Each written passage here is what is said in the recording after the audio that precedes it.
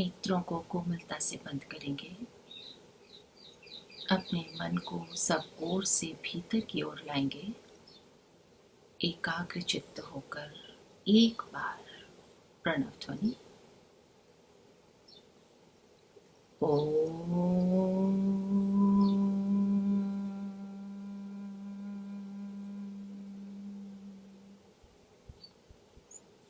सर्वप्रथम परमपिता परमेश्वर को प्रणाम,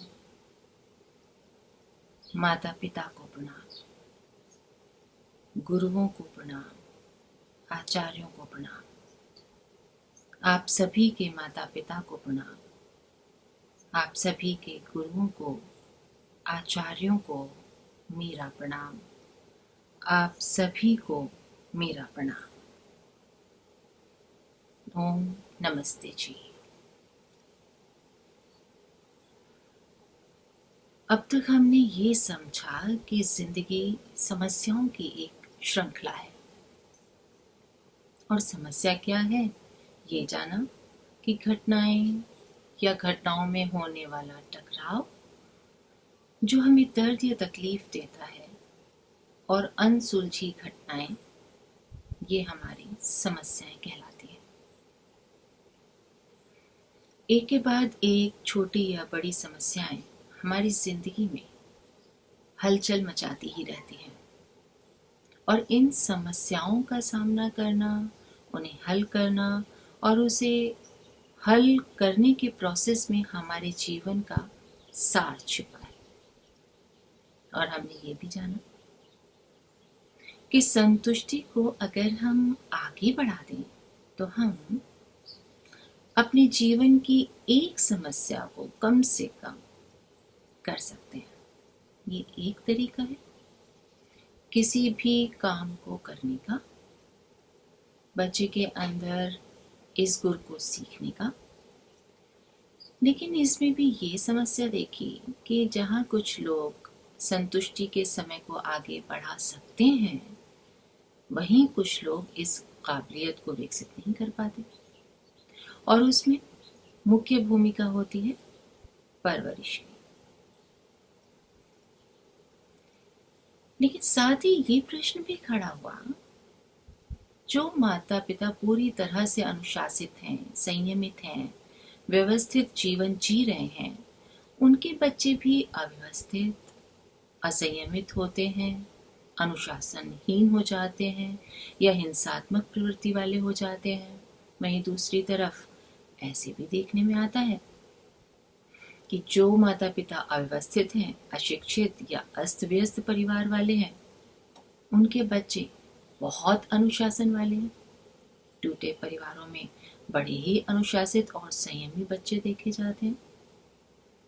तब फिर यहाँ परवरिश कैसे आधार बनती है, इसको समझने के लिए हमने बात शुरू की थी कि कभी कभी अनुशासनहीन और अस्त व्यस्त परिवारों में प्यार के एहसास की मौजूदगी बच्चे को अनुशासित बना देती है,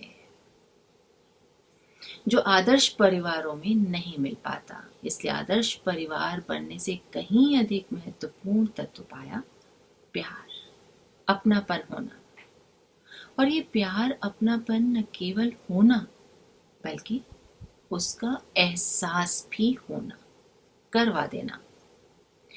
इसी में हमने प्यार और अनुशासन दोनों के बीच का संबंध भी देखा। तो थोड़ी सी बात ये भी हुई कि हमें जिस चीज का शौक होता है, हमें जो चीज पसंद होती है, हम उसके लिए पर्याप्त मात्रा में समय लगाते हैं। और समय भी यूं ही नहीं लगा देते, समर्पण के साथ समय लगाते हैं। पूरा क्वालिटी टाइम हम उसको देते हैं।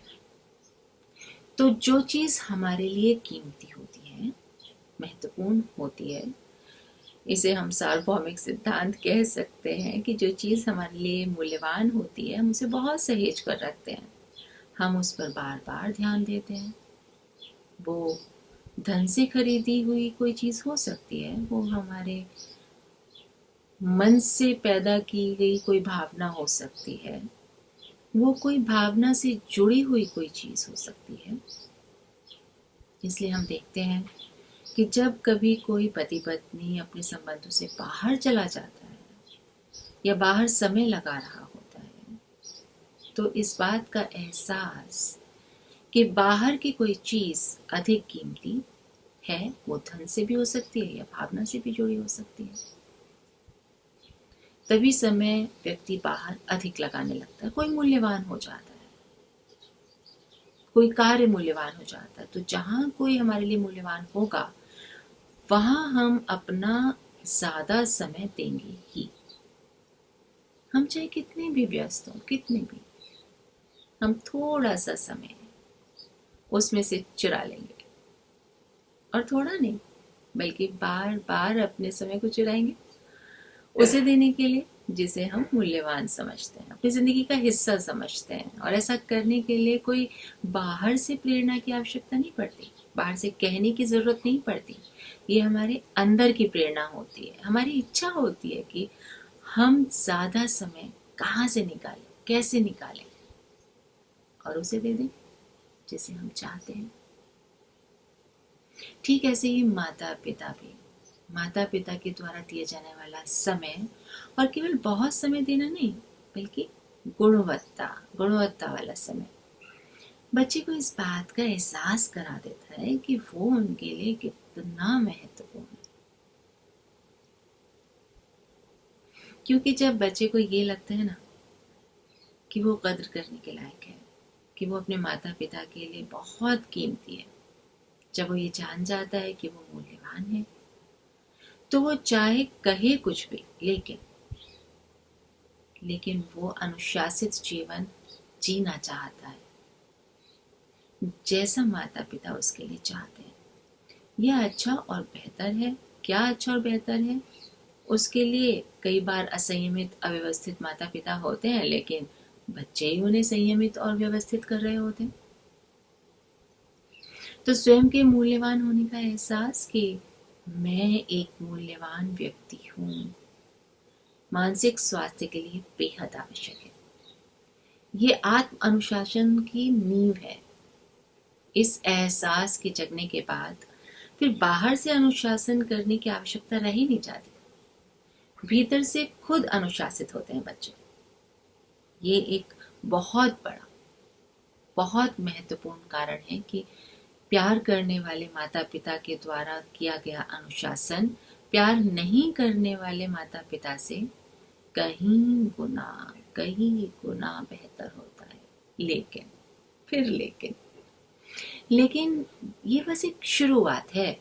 एक बार जब बच्चे को ये बात समझ में आ जाती है कि माता पिता उसे चाहते हैं और उनके लिए वो बहुत महत्वपूर्ण है, तब वो टीन एज में बनने वाली असमंजस, कंफ्यूजन्स की स्थितियों में नहीं टिक सकते।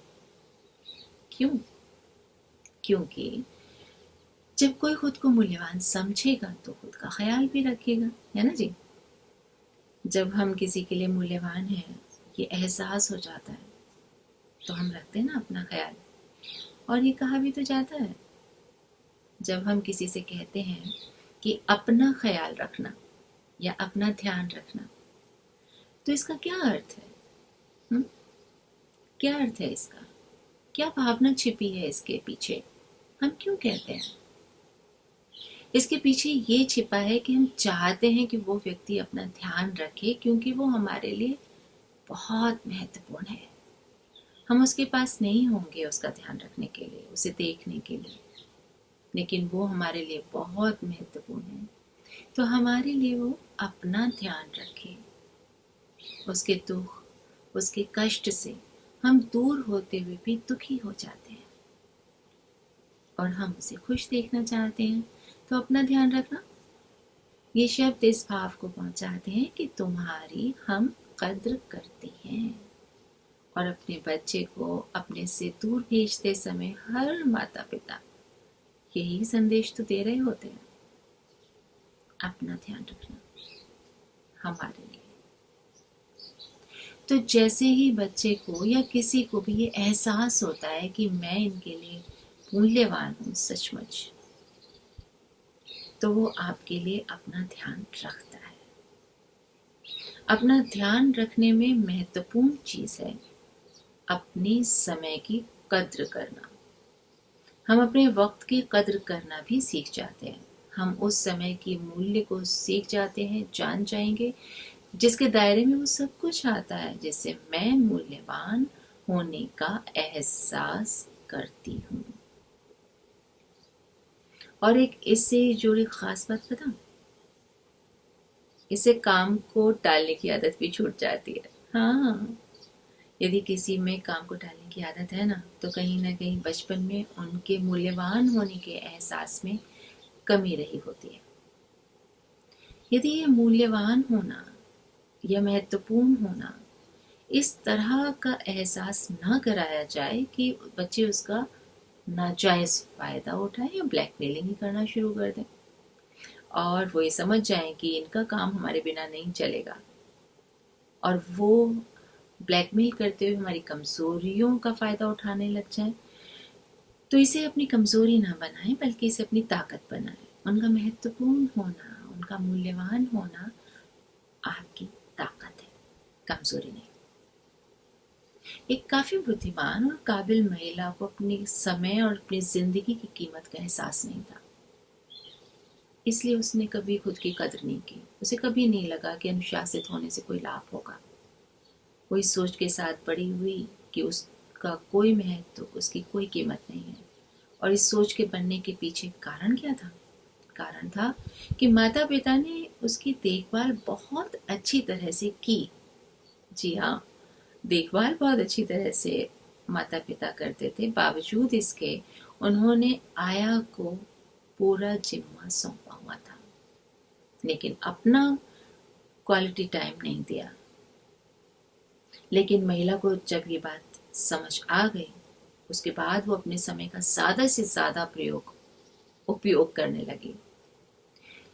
दरअसल कई बार माता पिता अपनी केयर की कमी को छुपाने के लिए बेवजह बेसमय बच्चों के साथ दिखावा करने लग जाते हैं। ऐसा भी होता है, मशीनी तरीके से केयर करने का दिखावा करते रहते हैं।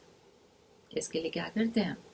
इसके लिए वो बच्चे को बस बार बार बताते हैं कि वो उनके लिए बहुत महत्वपूर्ण है, वो उनके लिए बहुत इम्पोर्टेंट है, वो उन्हें बहुत प्यार करते हैं। वो ये कहते हैं, ऐसा बताते तो रहते हैं, ऐसा बार बार कहते तो रहते हैं, लेकिन उनके साथ ना तो उपयोगी समय बिताते हैं, ना उनकी समस्याओं में शामिल होते हैं, न किसी समाधान पर कोई कार्य करते हैं, और ना ही बच्चे की कोई जिम्मेदारी उठा रहे होते हैं, बल्कि अपनी समस्याएं बच्चों को समझाकर उल्टा बच्चे के सामने अपनी स्थिति दयनीय बताने का या दिखावा करते हैं और पीछे हट जाते हैं। जैसे कि किसी बच्चे ने अपने पिता से कहा कि मुझे जूतों की आवश्यकता है, मेरे जूते बहुत पुराने हो गए हैं। अब ऐसे में पिता ने अपने जूते सामने रखे और कहा, देखो तुम्हारे तो अभी फटे नहीं हैं, मेरे कितने पुराने जूते हैं, मेरे तो बिल्कुल फटने जा रहे हैं, मैं अपने जूते तो खरीद नहीं पा रहा हूँ, तुम्हें कहाँ से दिलवाऊंगा। ऐसा कहकर वो बच्चे की जिम्मेदारी को टाल देते हैं, बच्चे की कोई जिम्मेदारी नहीं उठाना चाहते। लेकिन अक्सर बच्चे की पीठ पर हाथ फेरते हुए, सर पर हाथ फेरते हुए, आते जाते टोकते हुए उन्हें ये कहते जाते हैं कि पढ़ा करो, हम तुमसे बहुत प्यार करते हैं, तुम बहुत महत्वपूर्ण हो, परेशान मत होना, चिंता मत करना, बेटा मैं तुम्हारे साथ हूं। लेकिन जब भी कोई चिंता की बात आती है तब वो कहीं दिखाई नहीं देते, पीछे हट जाते। एक समय के बाद इनके बच्चे इन खोखले शब्दों से धोखा नहीं खाते। जी हाँ, वो जान जाते हैं क्योंकि माता पिता की कथनी में और करनी में बहुत बड़ा फर्क है, और इस कारण से घर में स्थितियां बेहतर दिखाई तो देती हैं, लेकिन रिश्ते मजबूत नहीं हो पाते। कड़ियां शिथिल और कमजोर ही होती हैं, और ऐसे माता पिता अनुशासित करने के लिए कठोरता करते हैं, क्योंकि प्यार भी तो बस दिखाते हैं ना।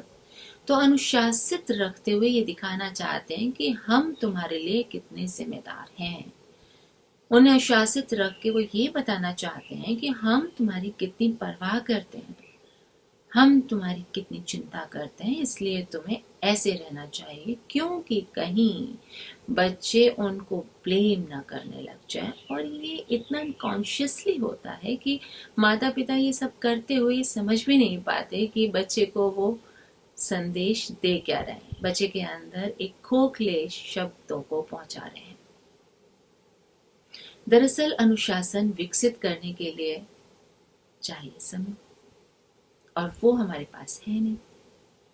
बच्चों को देने के लिए जरा सा भी समय नहीं है, और ना ही हमारी है इच्छा। अगर अगर कभी बहुत जरूरत हुई तो भी हम ये कहकर नजरअंदाज करने की कोशिश कर दे रहे हैं कि मुझे परेशान मत करो, या फिर मेरे पास आज बात करने लायक शक्ति नहीं बची है। और आखिरकार हमने उनकी किसी शरारत या अपने गुस्से के कारण उनको अनुशासित करने का फैसला कर भी लिया, तो हमारा तरीका बेहद ही क्रूर और बेहद ही हिंसात्मक होता है। तब फिर ऐसे समय में ना तो हम समस्या को समझने की कोशिश करते हैं, ना ही जानने का प्रयास करते हैं, और ना ये सोचने की कोशिश करते हैं कि इस समस्या विशेष के लिए किस तरह का अनुशासन श्रेष्ठ होगा, किस तरह का अनुशासन लगाया जाना चाहिए। हम कोई प्रयास ही नहीं करते। तब ऐसे माता पिता जो बच्चों पर केवल शैतानी के समय ही ध्यान नहीं देते, बल्कि बच्चे की जरूरतों के समय भी गंभीर विचार विमर्श करते हैं और उस दौरान बच्चे को उन फैसलों में शामिल भी करते हैं, वे बच्चों को विनम्रता के साथ अपनी मांग या अपनी असहमति को जताना भी सिखा देते हैं। तो ऐसे माता पिता जो केवल अनुशासित करने में अपना समय लगाते हैं, उनसे कहीं बेहतर होता है कि शैतानी के समय को छोड़कर अन्य समय में भी बच्चों के साथ शामिल हुआ जाए। बच्चों को छोटी छोटी कहानियों या फिर गले लगाकर या सोच समझकर उनकी प्रशंसा करते हुए, उन्हें प्यार से चूमकर, झिड़की देकर या पीठ पर थौल जमाकर हर तरह से सिखाया जा सकता है। बच्चे भीतर ही भीतर जानते हैं कि उनके माता पिता उनके साथ हर समस्या का सामना करने के लिए तैयार है। फिर भले ही वो जाहिर तौर पर ना बताएं, लेकिन वो दर्द और परेशानियों का सामना करना सीख जाएंगे। और यही तो हम माता पिता चाहते हैं कि हमारे बच्चे परेशानियों का सामना करना सीख जाएं। तो बच्चे खुद से कहेंगे कि अगर मेरे माता पिता मेरे साथ समस्या का सामना कर रहे हैं तो ये इतना बुरा भी नहीं होना चाहिए, मुझे खुद भी इसके लिए तैयार रहना चाहिए। माता पिता से लगातार अनुशासित ढंग से लाड प्यार और दुलार पाने वाले भाग्यशाली बच्चे जब किशोर अवस्था में प्रवेश करते हैं ना, तो उनके भीतर न केवल स्वयं के विशेष होने का, खास होने का एहसास छिपा होता है, बल्कि उनके भीतर एक सुरक्षा का भी अनूठा अनुभव, एहसास छुपा होता है।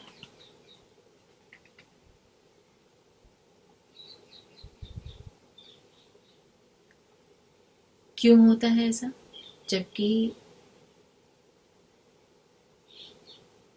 ज्यादातर लोग संतुष्टि को स्थगित करने के लिए कामयाब हो जाते हैं, और कुछ लोग विकसित नहीं कर पाते। क्यों? काफी दूर हो जाते हैं। जीन्स को लेकर काफी अस्पष्ट है, लेकिन अधिकांश अध्ययन कहते हैं कि परवरिश की भूमिका महत्वपूर्ण है। जैसा कि हमने पहले भी कहा कि परवरिश के लिए लाया जाता है एक और टूल जिस पर हम चर्चा कर रहे हैं। इसे कुछ यूं समझते हैं जब समस्या सामने हो तो हम कई बार सोचते हैं कि हम कुछ ना करें और वो खुद से ठीक हो जाएगी। लेकिन एक कहावत है जो हिपोक्रेट्स ने मेडिसिन की दुनिया के लिए कही थी, जो हर जगह लागू होती है कि जब समस्या सामने हो तो कुछ ना करके उसके स्वयं ठीक हो जाने की प्रतीक्षा से कहीं अधिक बेहतर है कुछ करने का जोखिम उठाया जाए। तो ये बात हर जगह लागू होती, लेकिन फिर भी जिंदगी में आने वाली या आ चुके संघर्ष के साथ टकराकर ही उसका समाधान समझना ये भी ठीक नहीं। कुछ ना करके का क्या अर्थ है? कुछ ना करके का अर्थ है बस मूक दर्शक बनकर हाथ पर हाथ धर के बैठे रहना।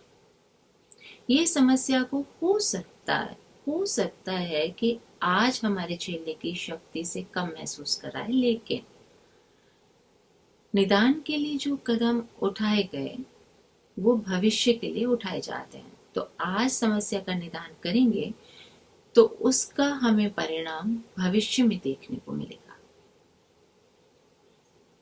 इसलिए बच्चों का पालन पोषण उनका केवल आज के दिन तक के लिए नहीं होता, हम उन्हें भविष्य के लिए तैयार कर रहे होते हैं। तो मैं ऐसे माता पिता की बात करते हुए जो स्वयं में कमी नहीं देखते और बच्चों को अनुशासन में रखने के लिए स्वयं को एकदम परफेक्ट मानते हैं, वहीं एक मनोचिकित्सक की दृष्टि में कैरेक्टर डिसऑर्डर वाले व्यक्ति बड़ी आसानी से पहचान में आ जाते हैं, क्योंकि ऐसे व्यक्ति में जिम्मेदारी से बचने का अवगुण साफ दिखाई पड़ता है। ये इसमें हर माता पिता शामिल नहीं है, लेकिन हम में से हर एक कभी ना कभी जिम्मेदारियों से बचने का प्रयास कर सकते हैं।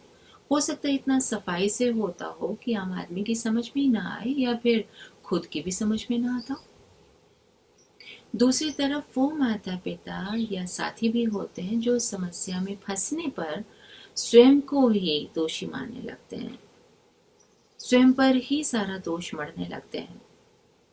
स्वयं आत्मविश्लेषण करने के बाद, चिंतन मनन करने के बाद स्वयं को दोष देना और उसे मान लेना आध्यात्मिकता की दुनिया के लिए बहुत बड़ी बात है, लेकिन हर बात में खुद को दोषी मान लेना ये एक तरह का मनोरोग भी है। तो हम अलग अलग प्रकृति वाले माता पिता की बात करेंगे। दोनों ही स्थितियां जिम्मेदारी से जुड़े दोषों की देन है। तो अगर कोई माता पिता ऐसे हैं जो जिम्मेदारी से बचते हैं तो हम उनकी भी बात करेंगे, और जो माता पिता हर बात में स्वयं को जिम्मेदार मानने लगते हैं और हर जिम्मेदारी खुद पर ओढ़ने लगते हैं तो हम उनकी भी बात करेंगे, क्योंकि दोनों ही स्थितियां जिम्मेदारी से जुड़ी हैं और इन दोनों का ही बाहरी दुनिया और समस्याओं को देखने का नजरिया बिल्कुल अलग है।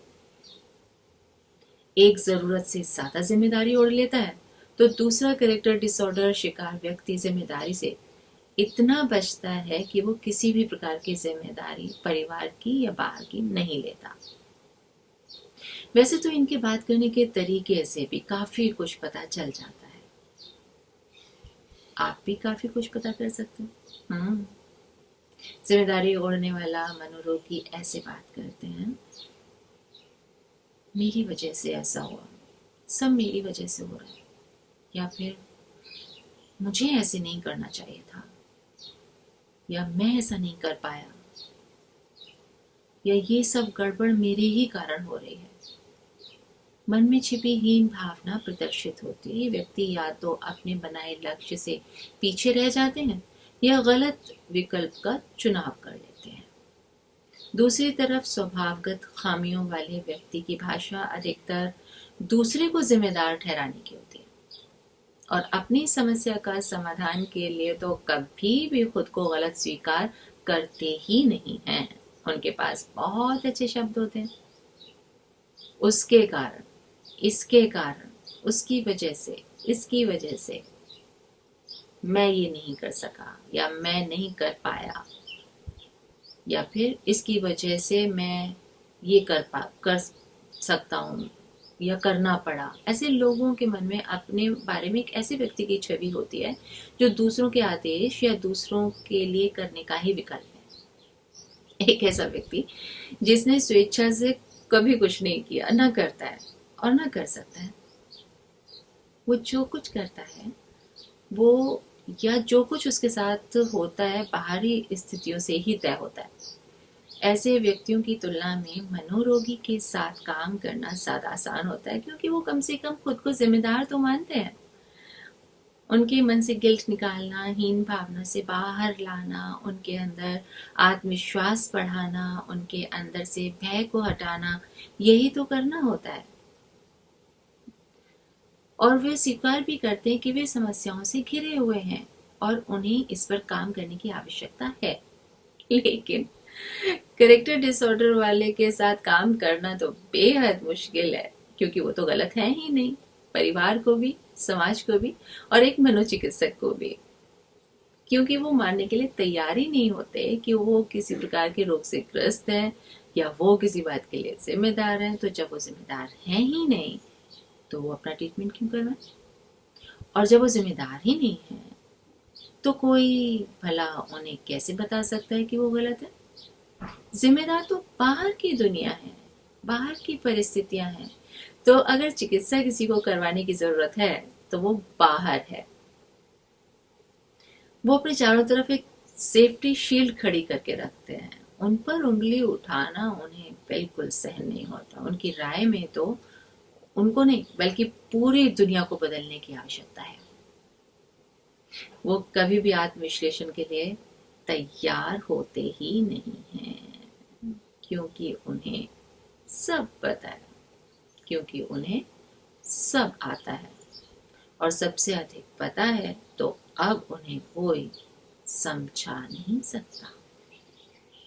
वो किसी की सुन नहीं सकते, क्योंकि वो सुनना चाहते नहीं हैं। कई व्यक्ति एक ही समय में मनोरोग और स्वभावगत खामी दोनों का ही शिकार होते हैं। मतलब ये, अपनी जिंदगी के मामलों में वो दूसरों की ही जिम्मेदारी को अपने ऊपर ओढ़ लेते हैं। अपनी शक्ति, अपनी सामर्थ्य, तन मन धन से सब कुछ लगा देते हैं दूसरों के लिए। बैठे बिठाए दूसरे की जिम्मेदारी को अपना इतना मान लेते हैं कि खुद को और अपने परिवार को सफर कराते हैं। कर्ज में भी डूब जाते हैं और फिर नशे में डूब जाते हैं, और फिर बदले में उचित प्रशंसा ना मिले तो ग्लानि में भी डूब जाते हैं। फिर वही दूसरी ओर जिंदगी के बाकी के मामलों में जो वास्तविक जिम्मेदारियां हैं, जो जिम्मेदारियां उनको निभानी थी, उन्हें वो स्वीकार नहीं करते और उनसे बचते हैं। फिर परिवार की जिम्मेदारियों से बचते हैं, नौकरी से बचते हैं, और इस कारण वो नशे में डूबते हैं, ग्लानि में डूबते हैं, क्योंकि वो जिम्मेदारियों से बचने की कोशिश कर रहे होते हैं और अपने आप को बहुत ही दयनीय स्थिति में दिखाते हैं। अपने आप को ऐसा दिखाते हैं जैसे उनके साथ बहुत बड़े धोखे हो गए हो, जैसे कि वो दुनिया के लिए बहुत कुछ करना चाहते थे, लेकिन ये दुनिया ही दुर्भाग्यशाली है जो उनका लाभ नहीं उठा पा रही है, महत्व नहीं समझ पा रहे हैं। सौभाग्य से कैरेक्टर डिसऑर्डर वाले व्यक्ति से के मनोरोग को सॉल्व कर लिया गया है। अगर एक बार इनका मन जीत लिया जाए तो अधिकांश मामलों में अपनी वास्तविक जिम्मेदारी को समझने और उसे स्वीकार करने के लिए तैयार किया जा सकता है। माता पिता के द्वारा बच्चे का पालन पोषण की बात छोड़कर मैं ऐसे व्यक्तित्व की बात क्यों कर रही हूँ, सोच रहे ना आप? भाई ये क्या, विषय तो चल रहा था माता पिता और बच्चों के संबंध का, तो ये व्यक्तित्व की बात कहाँ से आ गई? इस तरह का व्यक्तित्व या उस तरह का व्यक्तित्व, हमारा विषय तो बच्चों का था ना। फिर ये व्यवहारिक खामियों की बात करके समय क्यों बेकार किया मैंने आपका? यही सोच रहे ना? हम सुनने तो कुछ और बैठे थे और ये क्या सुना रहे हैं, है ना? तो बात इस पूरी कथा को सुनाने की ये है कि इन खामियों वाले माता पिता कहीं हम में से तो कोई नहीं है। अगर इतने पर भी बात स्वयं पर समझ ना आई हो तो ऐसे माता पिता का बच्चों का पालन पोषण कैसा होता है ये जानकर और स्पष्ट हो जाएगा। और कहीं जरा सा भी लक्षण स्वयं में देखें तो अपने लिए नहीं, अपने बच्चों के पालन पोषण को बेहतर बनाने के लिए किसी मनोरोग विशेषज्ञ से जरूर मिले। वहां केवल दिमाग के रोगी ही नहीं जाते हैं, व्यवहार को ठीक करने के लिए भी जाते हैं। अपने बच्चों को बेहतर और बेहतर स्वस्थ मानसिक आध्यात्मिक पोषण देने के लिए हम बहुत कुछ करते हैं, बहुत जगह जाते हैं, टूर पर जाते हैं, आध्यात्मिक संस्थानों में जाते हैं, मॉल्स में जाते हैं, फिजिकल हेल्थ चेकअप कराने जाते हैं, इंश्योरेंस पॉलिसी कराते हैं, अपनी बात तक की चिंता करते हैं। तो उनके आज की भी चिंता कीजिए और खुले दिल से खुद को स्वीकार कीजिएगा। तो एक तो हम जानेंगे ऐसे स्वभाव वाले माता पिता के बच्चों का पालन पोषण कैसा होता है। दूसरा बेहद ज़रूरी बात ये जानने की है कि आखिर ये जो स्वभाव बन गया है माता पिता का, वो कैसे पालन पोषण की वजह से माता पिता का स्वभाव बन गया है। माता पिता के किस तरह के पालन पोषण से ये खामियां व्यक्तित्व में, बच्चे के व्यक्तित्व में आ जाती हैं। आज जो इन खामियों वाले व्यक्ति हैं उन्होंने खुद तो ये डेवलप कर नहीं लिया होगा, उनके ऐसे व्यक्तित्व को बनने में भी बरसों लगे होंगे ना, तभी तो आज ऐसा व्यक्ति सामने खड़ा है। तो कहाँ हो जाती है हमसे चूक, कहाँ हो जाती है संबंधों में ऐसी चूक कि एक ऐसा व्यक्तित्व बन जाता है। किसी भी इंसान की जिंदगी की एक समस्या यही है, बल्कि कहिए कि प्रतिदिन की समस्या यही है कि वो किस बात के लिए जिम्मेदार है और किस बात के लिए नहीं। ताउम्र हर बदलती परिस्थिति में उलझन में हम रहते हैं कि क्या हमारी जिम्मेदारी है और क्या नहीं। अगर ये प्रक्रिया सही तरीके से सोच समझकर ना की जाए तो कष्ट देने वाली होती है। किसी भी कार्य को सही तरीके से करना हो तो हमारे भीतर इच्छा होनी चाहिए और आत्मविश्लेषण की क्षमता होनी चाहिए। एक तरीके से देखा जाए तो सभी बच्चे कैरेक्टर डिसऑर्डर का शिकार होते ही हैं। सच में, हाँ, सब बच्चे, हम भी बचपन में कैरेक्टर डिसऑर्डर का शिकार होते हैं। कैसे? अच्छा, तो याद कीजिए बचपन में अपनी लड़ाई को। याद आया? जब भी लड़ाई होती थी या विवाद होता था तो हम क्या करते थे? मम्मी पापा के सामने जाकर दूसरे को ही जिम्मेदार ठहराते थे ना। इसने ऐसा किया, इसलिए मैंने ऐसा किया, इसने मेरी गुड़िया तोड़ दी थी, इसने मेरी बॉल छुपा दी थी, इसने पहले मुझे मारा था, इसने पहले मुझे पागल कहा था। कुछ भी होता है वो पहले किसी और ने किया होता है, हम तो बाद में लड़ाई लड़ रहे होते हैं, है ना। तो एक तरह से देखा जाए तो हम सभी बच्चे कैरेक्टर डिसऑर्डर का शिकार होते ही हैं। जब भी लड़ाई होती है, विवाद होता है, दूसरे को जिम्मेदार ठहराने की एक जन्मजात प्रवृत्ति होती ही है। याद आया? होता था ना ऐसा, दूसरे को ही गलत बताते थे ना।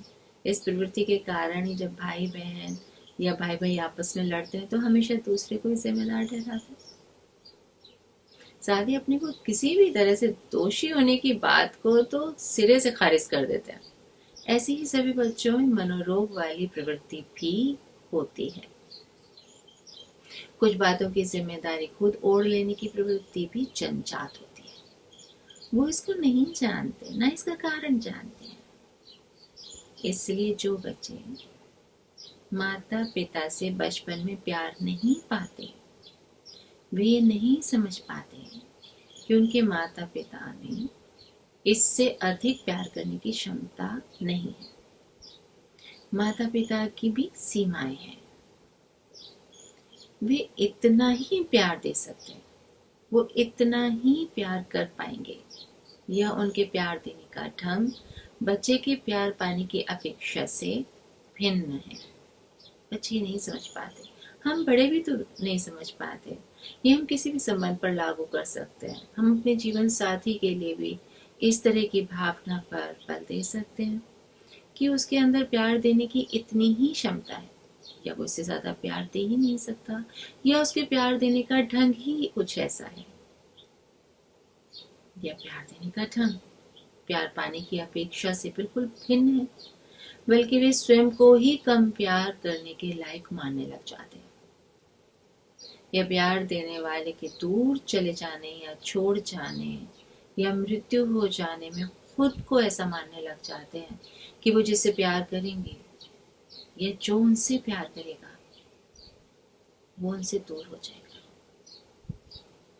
या फिर ऐसे किशोर जो दोस्त नहीं बना पाते या खेल में कमजोर होते हैं, तो वो ये मान लेते हैं कि उनमें ही कोई खामी है।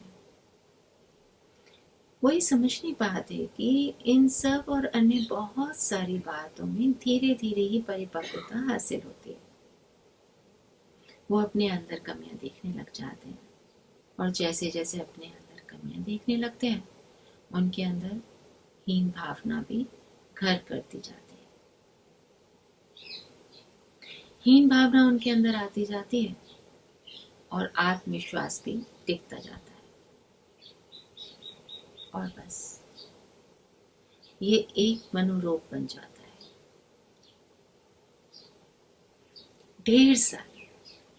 ढेर सारे अनुभवों के बाद परिपक्वता आती है, और उस मैच्योरिटी के बाद ही दुनिया को हम सही ढंग से समझ पाते हैं। कुछ तो उम्र हो जाने के बाद भी मैच्योर नहीं हो पाते। अब आप ये प्रश्न भी उठा सकते हैं कि आपने देखा भी है कि बहुत सारे अनुभवों के बाद भी बहुत व्यक्ति बहुत मैच्योर नहीं हो पाया। तो जी, मैच्योर होना उम्र से नहीं बल्कि अनुभव से होना होता है, और वो अनुभव भी वो जो एहसास किए जाए, उनसे कुछ सीखा जाए। और लोग कहते भी है ना, ये बाल धूप में सफेद नहीं किए, यानी अनेक अनुभव हो चुके हैं। पर बाल सफेद होने पर ही अनुभव, ऐसा भी नहीं, कोई काले बालों में भी अनुभव सीख सकता है। इसलिए सफेद बालों को काला करने पर भी अनुभव की कमी तो नहीं मानी जा सकती। मैच्योरिटी वो पैमाना है कि जीवन के अनुभव से कुछ सीखा है या नहीं। बच्चे की इस परिपक्वता की प्रक्रिया में माता पिता सहायता कर सकते हैं, क्योंकि बच्चे जान नहीं पाते उनके स्वभाव का कारण क्या है। तो माता पिता को अवेयर होना होता है, तो माता पिता को ये जानना होता है कि बच्चे के प्रति और स्वयं के प्रति भी वो खुद अवेयर हैं या नहीं। जब बच्चे ग्रोन अप हो रहे हैं तो माता पिता क्या करें? तो माता पिता में संवेदनशीलता होनी चाहिए बच्चों की जरूरतों को लेकर, और उनकी सहायता के लिए समय निकालने की इच्छा होनी चाहिए। ऐसे कई अवसर आते हैं जब माता पिता किसी बात के लिए उनको जिम्मेदार मानने की प्रवृत्ति को बढ़ावा दे देते हैं। ये संस्कार जो कहीं बचपन में दबे होते हैं, उन्हें हर बात पर जिम्मेदार ठहराने के एहसास करने से बच्चे के अंदर ये संस्कार उभर कर सामने आ जाता है, और वो इस हद तक उभर जाता है कि मनोरोग तक बन जाता है। या इसके विपरीत अति में जाकर बच्चे को ये भरोसा दिलाते हैं कि इस बात के लिए वो जिम्मेदार नहीं है। और अति में भरोसा, आश्वासन बच्चे के अंदर जन्मजात प्रवृत्ति को बढ़ावा देता है, और फिर वो किसी भी बात के लिए खुद को जिम्मेदार नहीं मानते। जिम्मेदार परिस्थिति हो सकती है या अन्य कोई भी व्यक्ति हो सकता है, बल्कि स्वयं के माता पिता भी उस बच्चे के लिए एक समय में चलकर उसकी नाकामी का कारण भी बन सकते हैं। हाँ, बच्चे भी कहते हैं ना, आपने मेरे लिए ये नहीं किया, या आपकी वजह से मैं आज ये हूँ, आपने मेरे लिए किया ही क्या है, अगर आज मैं कुछ नहीं हूँ तो आपकी वजह से नहीं हूँ, अगर मैंने ये सब्जेक्ट लिया होता तो मैं आज वो बन गया होता, आपके कारण मैंने ये सब्जेक्ट लिया, आपके कारण मैंने वो नौकरी नहीं की। तो ये तो बात थी कि कैसे माता पिता गुरु रिश्तेदार पड़ोसियों के द्वारा बच्चे के अंदर ये दो व्यक्तित्व विकसित हो जाते हैं। हम समझते हैं कि ऐसे व्यक्तित्व वाले माता पिता बच्चों के पालन पोषण में कैसे चूक कर बैठते हैं। माता पिता कई ऐसी चीजें करते हैं जो उनके परिपक्व होने की राह में बाधा बन जाती है। क्या? देखिए, जिम्मेदारी स्वीकारने जैसी समस्या से ग्रस्त माता पिता एक हद तक अच्छे पालक तो साबित हो सकते हैं, लेकिन तभी जब उनके मनोरोग का स्तर बहुत बहुत कम हो, क्योंकि ये रोग का स्तर उच्च स्तरीय अगर हुआ तो वे बच्चों को पूरी तरह से आत्मनिर्भर कभी नहीं बनने देंगे, यहाँ तक कि वो बच्चा 50-60 वर्ष का ही क्यों ना हो जाए। उसकी सभी जिम्मेदारियों को, जो जिम्मेदारियां उस बच्चे को उठानी चाहिए, माता पिता उठाने ही नहीं देते, खुद ही उठाते रहते हैं। उस पर आने वाले संकट और जिनकी भविष्य में आनी संभावनाएं भी हैं, ऐसे संकट भी, उन सभी के लिए माता पिता स्वयं को जिम्मेदार मानते रहते हैं और स्वयं उनकी समस्याओं का समाधान करते रहते हैं, पहले से पहले ही समाधान करते हैं। उनकी समस्याओं का समाधान होता रहता है। ऐसे में बच्चे कभी जिम्मेदार नहीं बन पाते और जिम्मेदारी को उठाने से हमेशा हिचकिचाते रहते हैं, यूं कहीं आत्मविश्वास ही नहीं बनता। तो एक तरह का मनोरोगी माता पिता दूसरी तरह के कैरेक्टर डिसऑर्डर को रिफ्लेक्ट कर देता है। बच्चे अपनी जिम्मेदारी को उठाने में कभी सक्षम नहीं हो पाते, यहाँ तक कि वो अपने बच्चों की जिम्मेदारी को भी खुद ही उठाने की जिम्मेदारी मानने लग जाते हैं और इस तरह से परिवार के संबंध बिगड़ने लग जाते हैं। क्योंकि इस तरह से जब माता पिता परिवार की, बच्चों के परिवार की जिम्मेदारी उठाते हैं और बच्चे अपने परिवार की जिम्मेदारी नहीं उठाते, यानी कि उसकी पत्नी, उसके बच्चे, तो वो अपने पिता या अपने पति की रिस्पेक्ट नहीं करते, क्योंकि वो उन्हें देखते हैं कि वो तो जिम्मेदारी उठा ही नहीं पा रहे हैं। और जब सम्मान नहीं रह जाता तो प्यार नहीं रह जाता, और जहाँ प्यार नहीं होता वहाँ साथ बेईमानी हो जाती। साथ ही जिम्मेदारियों को ओढ़ने जैसी मनोरोग स्थिति इतनी ना बड़ी हो कि मूल जिम्मेदारी को निभाने की ताकत ही ना बचे, और होता तो यही है। ये मानसिक रोग कुछ संस्कृतियों में परंपरा के तौर पर भी स्वीकार किए गए हैं और इसे बढ़ावा भी दिया जाता है, जिससे परंपरा तो रूढ़िवादी तौर पर चलती है, लेकिन व्यक्ति समस्याग्रस्त जीवन जीने के लिए विवश रहता है। तो समस्या को हल करने की तुलना में अधिकतर लोग ज्यादा समय और अपनी ज्यादा ताकत उससे जूझने में लगा देते हैं। तो take care of home first. अपने घर की देखभाल पहले कीजिए, बिफोर इम्प्रेसिंग द स्ट्रीट्स। बाहर की देखभाल करने से पहले बाहर की देखभाल आप कीजिए, लेकिन तब जब अपने घर की देखभाल पूरी हो चुकी हो। जिम्मेदारियों को उठाइए, पहले अपने परिवार की, फिर अपने कुल की, फिर समाज की, राष्ट्र की। न कि घर की जिम्मेदारियों को छोड़कर बाहर की जिम्मेदारियों को उठाएं और इससे कहीं ना कहीं अपने बच्चों के पालन पोषण में कमी कर रहे हैं। बच्चों में कहीं ना कहीं भावनात्मक कमी लेकर आ रहे हैं, संवेगों की कमी ला रहे हैं, जो कि कल जब वो अपना परिवार बसाएंगे वहां रह जाएगी और वो अपने आने वाले बच्चों को, अपने आने वाली पीढ़ी को वो सब नहीं दे पाएंगे जो उसे मिलना चाहिए था, क्योंकि उसे वो पता ही नहीं है कि उसे मिलना क्या चाहिए था।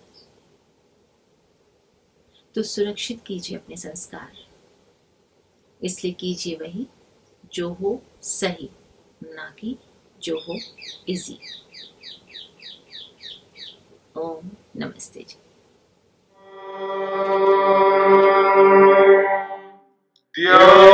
शांति।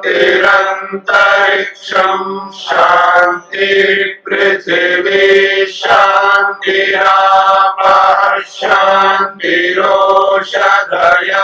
शान्तिः वनस्पतयः शान्तिर्विश्वे देवा शान्तिर्ब्रह्म शान्ति सर्वं शान्ति शान्तिरेव शान्ति क्षमा शान्तिरेधि ॐ शान्ति शान्ति शान्तिः